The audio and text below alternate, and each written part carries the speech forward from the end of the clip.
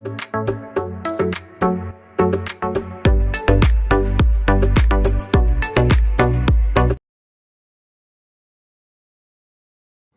Morning, ഏവർക്കും study Nifty മലയാളത്തിൻ്റെ daily market ന്യൂസിലേക്ക് സ്വാഗതം.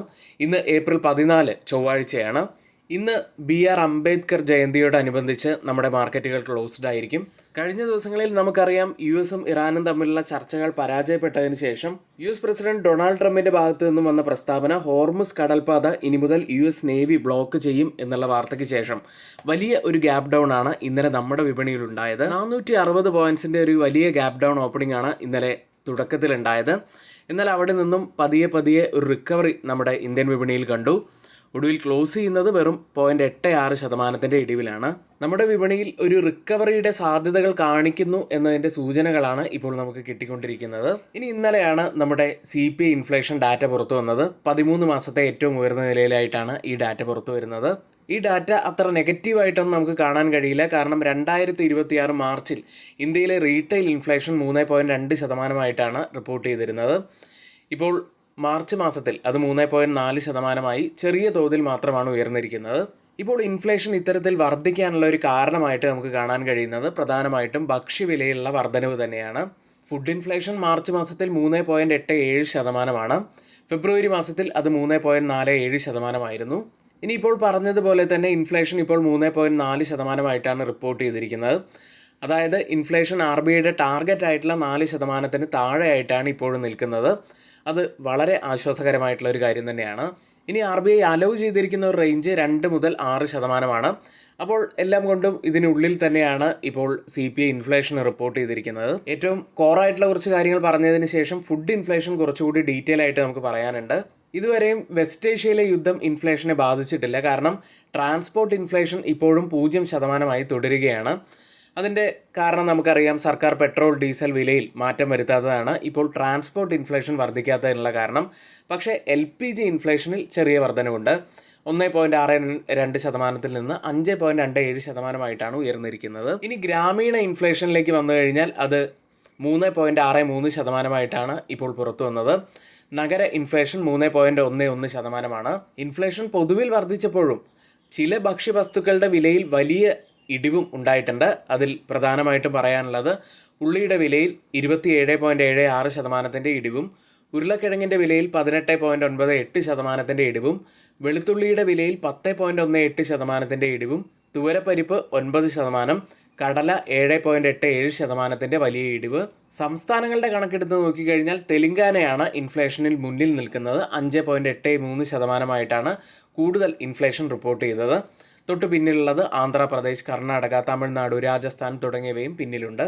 ഇപ്പോഴത്തെ ഇൻഫ്ലേഷൻ ഡാറ്റ, CPI ഡാറ്റ പുറത്തു വന്നപ്പോൾ പ്രധാനപ്പെട്ട ആശങ്കയായി മാറിയത് ഫുഡ് ഇൻഫ്ലേഷൻ ആയിരുന്നു. ഇനി വരുന്ന മാസങ്ങളിൽ ഫുഡ് ഇൻഫ്ലേഷന് പുറമെ നോൺ ഫുഡ് ഐറ്റംസ് ഉള്ള മേഖലകളിലുള്ള ഇൻഫ്ലേഷനും വർദ്ധിക്കാൻ സാധ്യതയുണ്ട്. കാരണം ഷിപ്പിംഗ് ചിലവും ഇൻഷുറൻസ് ചെലവുകളും കൂടുന്നതിൻ്റെയൊക്കെ അടിസ്ഥാനത്തിൽ ഇനി വരുന്ന മാസങ്ങളിൽ CPI ഇൻഫ്ലേഷൻ വളരെയധികം വർദ്ധിക്കാനുള്ള സാധ്യതയാണ് കാണുന്നത്. അതിൻ്റെ മറ്റൊരു കാര്യം കൂടി ഇവിടെ പറയാനുള്ളത്, ഇനി ഇപ്പോഴത്തെ ഈ CPI ഇൻഫ്ലേഷനോട് ചേർത്ത് വെക്കാൻ കഴിയുന്ന മറ്റൊരു കാര്യം കൂടി ഇന്നലെ പുറത്തു വന്നത് ഇന്ത്യൻ കാലാവസ്ഥാ വകുപ്പിൽ നിന്നും, അതായത് ഇന്ത്യൻ മെട്രോളജിക്കൽ ഡിപ്പാർട്ട്മെൻറ്റിൽ നിന്നും ഒരു ഫോർകാസ്റ്റ് ഇപ്പോൾ പുറത്തു വന്നിട്ടുണ്ട്. 2026 ഇന്ത്യയിൽ മഴ സാധാരണത്തേക്കാൾ കുറവായിരിക്കും എന്നുള്ള ഒരു റിപ്പോർട്ടാണ് ഇന്ത്യൻ മെട്രോളജിക്കൽ ഡിപ്പാർട്ട്മെൻറ്റിൽ നിന്നും ഇപ്പോൾ പുറത്തു വന്നിരിക്കുന്നത്. സാധാരണയായി കിട്ടുന്ന മഴയുടെ LPA, അതായത് ലോങ് പീരീഡ് ആവറേജ് 92% മാത്രം ആണ് ഈ വർഷം ലഭിക്കുക എന്നാണ് സാധ്യതയായിട്ട് അവർ പറയുന്നത്. ഇനി 96%-ന് താഴെ വന്നു കഴിഞ്ഞാൽ അത് ബിലോ നോർമൽ റെയിനായിട്ടാണ് കണക്കാക്കാറുള്ളത്. ഇപ്പോൾ IMD ഫോർകാസ്റ്റ് ചെയ്യുന്നതും 92%. ഇനി നമ്മുടെ ഒരു പൊതുവായിട്ടുള്ള സംശയം ഞാൻ പറയാം. മഴ കുറയുമ്പോൾ എങ്ങനെയാണ് അത് ഭക്ഷ്യപ്പണപ്പെരുപ്പം കൂട്ടുക എന്നുള്ളതാണ്. അതായത് മഴ കുറയുമ്പോൾ വിളകൾ നന്നായി വളരില്ല, പ്രത്യേകിച്ച് അരി, പച്ചക്കറി, പഴവർഗ്ഗങ്ങൾ തുടങ്ങിയവ. അതുകൊണ്ട് തന്നെ സപ്ലൈ കുറയുമ്പോൾ അതിൻ്റെ വില ഉയരും. അതുവഴി ഫുഡ് ഇൻഫ്ലേഷൻ ഉയരുകയും ചെയ്യും.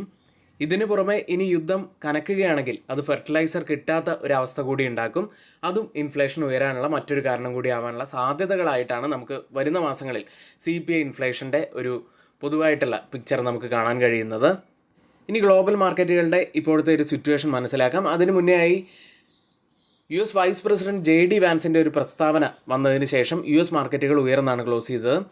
അദ്ദേഹത്തിൻ്റെ വാക്കുകളിലേക്ക് വരാം. അമേരിക്കൻ ഉപരാഷ്ട്രപതി JD വാൻസ് വാരാന്ത്യത്തിൽ ഇറാനുമായി നടത്തിയ സമാധാന ചർച്ചകൾ വിജയിക്കാതെ തിരികെ വന്നതിന് ശേഷം തിങ്കളാഴ്ച അദ്ദേഹം ഒരു പ്രസ്താവന കൂടി നടത്തി. ഇനി സമാധാന ചർച്ചകളിൽ അടുത്ത നീക്കം നടത്തേണ്ടത് ഇറാനാണ്. അദ്ദേഹം കൂട്ടിച്ചേർത്തത് അമേരിക്ക തൻ്റെ നിലപാട് വ്യക്തമാക്കിയിട്ടുണ്ടെന്നും ഇനി തീരുമാനം എടുക്കേണ്ടത് ഇറാനാണെന്നും അദ്ദേഹം പറയുകയുണ്ടായി.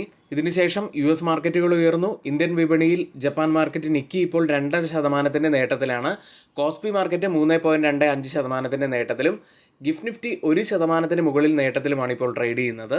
ഇപ്പോൾ സമയം 7 മണി കഴിഞ്ഞ് 20 മിനിറ്റാണ്. ഗിഫ്റ്റ് നിഫ്റ്റി ഇപ്പോൾ ട്രേഡ് ചെയ്യുന്നത് 24,137 എന്ന നിലയിലാണ്. അതായത് ഇപ്പോഴത്തെ ഈ ഒരു നില വെച്ച് നാളെ നമുക്ക് ഓപ്പണിങ്ങിന് സാധ്യതയുള്ളത് ഏകദേശം 280 പോയിന്റ്സിന്റെ ഒരു ഗ്യാപ്പ് അപ്പ് ഓപ്പണിങ്ങിനാണ്. ഇനി ആർക്കെങ്കിലും കൂടുതലായിട്ട് സ്റ്റോക്ക് മാർക്കറ്റിനെ കുറിച്ച് പഠിക്കണമെന്നുണ്ടെങ്കിൽ നിങ്ങൾക്ക് ബിഗിനേഴ്സിനായിട്ടുള്ള സ്റ്റോക്ക് മാർക്കറ്റ് ബേസിക് കോഴ്സിൽ ജോയിൻ ചെയ്യാവുന്നതാണ്. Fundamental analysis, technical analysis, chart analysis, option ട്രേഡിംഗിന്റെ ബേസിക് മുതൽ അഡ്വാൻസ്ഡ് വരെയുള്ള കാര്യങ്ങൾ, സ്ട്രാറ്റജി ബിൽഡിംഗ്, OI അനാലിസിസ് തുടങ്ങിയവയെല്ലാം ഇതിൽ കവർ ചെയ്യുന്നുണ്ട്. പരമാവധി പെട്ടെന്ന് തന്നെ എല്ലാവരും സീറ്റുകൾ ബുക്ക് ചെയ്യാൻ ശ്രമിക്കുക. ഇന്നിവിടെ നമ്മൾ പറഞ്ഞ എല്ലാ കാര്യങ്ങളും ഏറ്റവും ഓതറൈസ്ഡ് ആയിട്ടുള്ള സൈറ്റുകളായ Moneycontrol, Mint, Reuters, CNBC, Financial Express തുടങ്ങിയ മാധ്യമങ്ങളിൽ നിന്നാണ് എടുത്തിരിക്കുന്നത്. മറ്റുള്ളവയെല്ലാം നമ്മുടെ വ്യൂസ് മാത്രമാണ്, ഒരിക്കലും റെക്കമെൻഡേഷൻ അല്ല. നിങ്ങളുടെ എഡ്യൂക്കേഷണൽ പർപ്പസിന് വേണ്ടി മാത്രമാണ് ഷെയർ ചെയ്യുന്നത്. എങ്കിൽ ഇന്നത്തെ ഈ വീഡിയോ ഇവിടെ പൂർത്തിയാവുന്നു. ഏവർക്കും നന്ദി.